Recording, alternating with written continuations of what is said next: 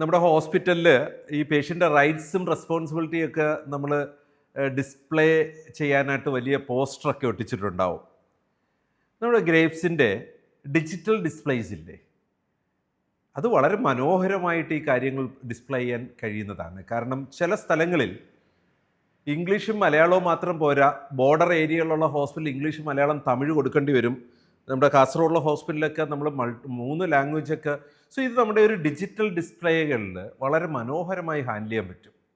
കാരണം അത് സ്ലൈഡ് ചെയ്ത് മാറിക്കൊണ്ടിരിക്കും ഡിഫറെൻറ്റ് ലാംഗ്വേജസ്. ഈസിയാണ്. നമുക്ക് അതിന് വേണ്ടിയിട്ട് വലിയൊരു ഏരിയ വേണ്ട ആവശ്യമില്ല. സാധാരണ ഒരു ആൻഡ്രോയിഡ് ടി വി ആണ് നമ്മൾ ഈ ഡിജിറ്റൽ ഡിസ്പ്ലേ വാങ്ങുമ്പോൾ 50,000 മുതൽ 1,50,000 രൂപ വരെ ഡിജിറ്റൽ ഡിസ്പ്ലേക്ക് അഡ്വർടൈസ്മെൻറ്റ് ബോർഡുകൾ വെക്കാൻ ചിലവാകുമ്പോൾ നമ്മളുടെ ഈ ഒരു ഹോർഡിങ്സ് എന്ന് പറഞ്ഞ ആപ്ലിക്കേഷൻ സാധാരണ ആൻഡ്രോയിഡ് ടി വിയിൽ ഇടാൻ പറ്റും. അങ്ങനെ സാധാരണ ആൻഡ്രോയിഡ് ടി വി നമ്മുടെ ഹോർഡിങ്സ് ആയിട്ട് മാറുമ്പോൾ ഈ patient informations, patient rights R responsibilities, നമുക്ക് ഒരുപാട് കാര്യങ്ങളുണ്ട്. ഹോസ്പിറ്റലിൻ്റെ അതർ ഇൻഫർമേഷൻസ്, സർവീസസ് അവൈലബിൾ നമ്മൾ കണ്ടതാണ് ചാപ്റ്റർ 1 AACയിൽ ഇത് കണ്ടതാണ്. സോ പേഷ്യൻറ്റിന് കാണത്തക്ക വിധത്തിൽ നമ്മൾ പ്രൊവൈഡ് ചെയ്യുന്ന സർവീസസ് ഡിസ്പ്ലേ ചെയ്യണം. നമുക്കില്ലാത്ത സർവീസസ് ഏതൊക്കെയാണ്, അവർക്ക് പുറത്തേക്ക് പോകാനുള്ള സൗകര്യം ഒരുക്കുന്നതിന് അതില്ലാത്ത സർവീസുകൾ, സ്കോപ്പ് ഓഫ് സർവീസും നമ്മുടെ ഇല്ലാത്തതൊക്കെ അവിടെ ഡിസ്പ്ലേ ചെയ്യണം. എത്ര ഡിസ്പ്ലേ ബോർഡുകൾ വെക്കണം വേണ്ട. ഗ്രേപ്സിൻ്റെ ഈ ഒരു ഹോർഡിങ്സ് എന്ന് പറഞ്ഞ സംവിധാനം മൈ ഗ്രേപ്സിൽ കൂടെ നിങ്ങൾക്ക് എപ്പോഴും കണ്ടൻറ്റ് അപ്ഡേറ്റ് ചെയ്യാനൊക്കെ പറ്റുന്ന രീതിയിൽ വളരെ സിംപ്ലിഫൈഡ് ആണ്. ഹോസ്പിറ്റലുകൾക്ക് വേണ്ടി തന്നെ ബിൽഡ് ചെയ്തിട്ടുള്ള ഡിജിറ്റൽ ഡിസ്പ്ലേ സിസ്റ്റമാണ്. അധിക ചെലവില്ല. സാധാരണ ഒരു ഡിസ്പ്ലേ യൂണിറ്റ് വാങ്ങുന്ന പൈസയ്ക്ക് 10 ഡിസ്പ്ലേകൾ വെക്കാം.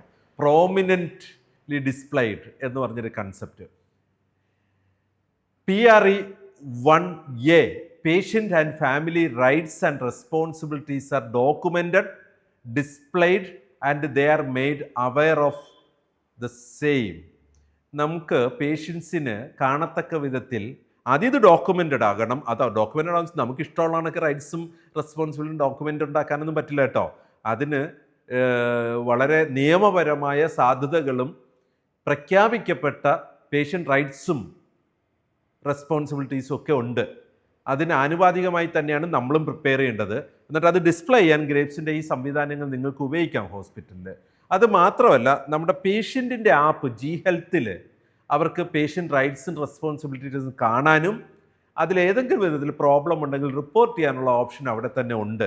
സോ അതുകൊണ്ട് PRE 1A commitment objective element ആണ്. ഈ ഒരു സ്റ്റാൻഡേർഡിലെ ഏക കമ്മിറ്റ്മെൻ്റ് ആണ്.